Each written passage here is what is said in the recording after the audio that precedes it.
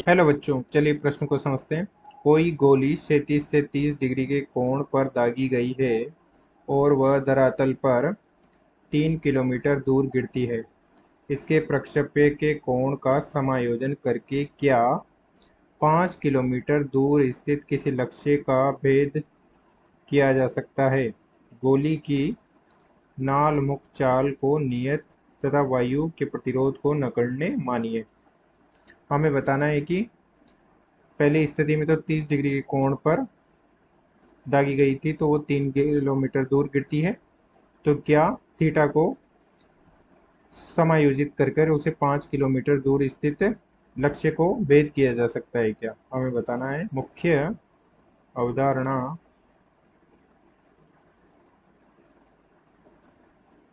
में हम देख सकते हैं कि किसी गोली को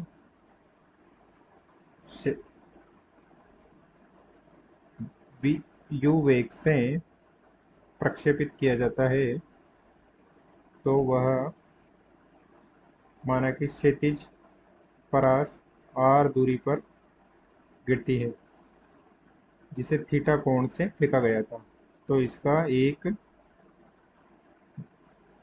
वेग का एक घटक यू कोस थीटा तथा ऊर्ध्वाधर घटक यू साइन थीटा होता है। तो कण का क्षैतिज दूरी या परास आर बराबर लिख सकते हैं यू की का 2 साइन 2 थीटा बटे जी।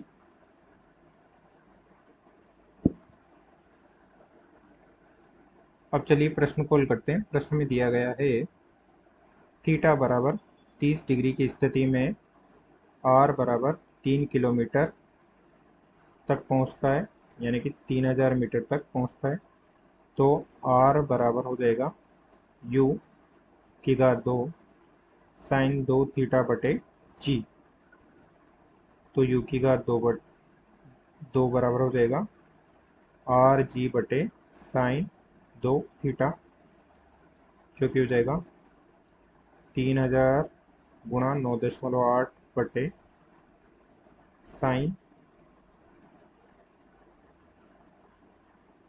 60 डिग्री।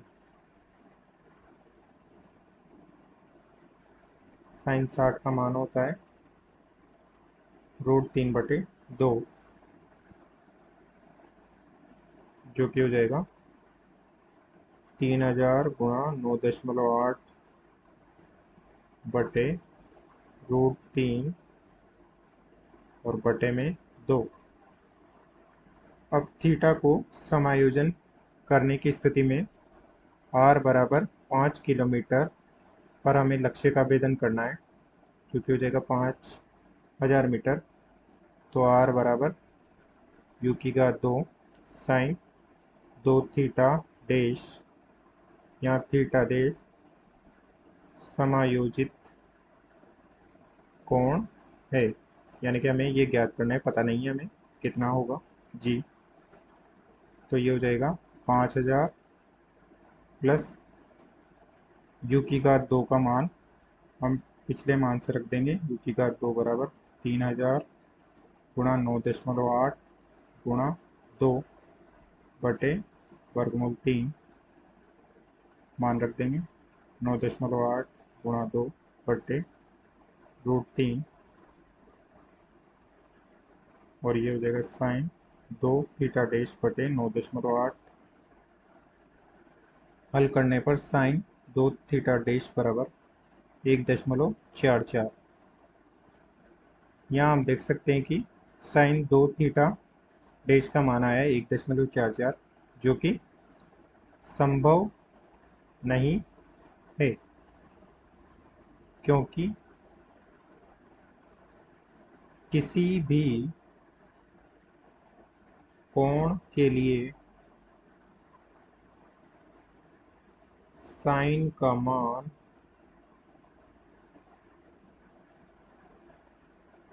एक से ज़्यादा नहीं हो सकता। अतः हम कह सकते हैं कि 5,005 किलोमीटर की दूरी पर लक्ष्य भेदन नहीं किया जा सकता।